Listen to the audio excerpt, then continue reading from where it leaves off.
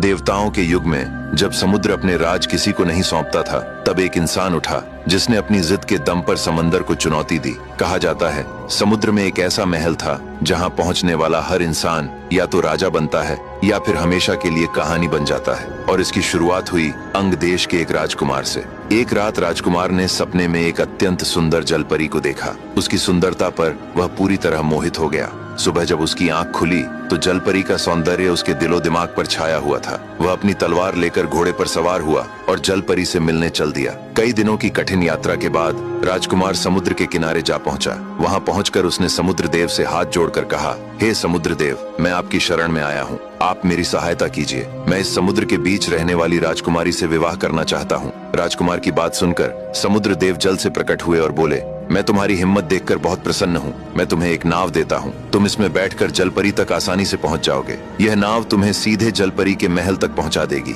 रास्ते में तुम्हें बड़े बड़े सर्प, मगरमच्छ, जहरीले जीव जंतु, राक्षस तथा खतरनाक दरियाई घोड़े मिलेंगे। तुम सबको मारते काटते हुए आगे बढ़ते जाना। समुद्र के बीच पहुंचते ही तुम्हें पानी पर तैरता हुआ एक सुंदर महल दिखाई देगा। महल के बाहर दो विशाल राक्षस पहरा देते मिलेंगे। तुम उनसे छिपकर महल के पिछले रास्ते से अंदर प्रवेश करना। महल के भीतर जलपरी एक पलंग पर सोती हुई मिलेगी। उसके पास पहुंचकर जैसे ही तुम जलपरी को छुओगे, वह उठकर बैठ जाएगी और तुमसे एक सवाल पूछेगी। अगर तुम जलपरी के सवाल का सही जवाब दे दोगे तो वह तुमसे विवाह करने को तैयार हो जाएगी। लेकिन यदि तुम उसका सवाल हल नहीं कर सके तो जलपरी तुम्हें तोता बनाकर अपने महल में हमेशा के लिए कैद कर लेगी। अब आगे की कहानी जानने के लिए देखिए अगला भाग।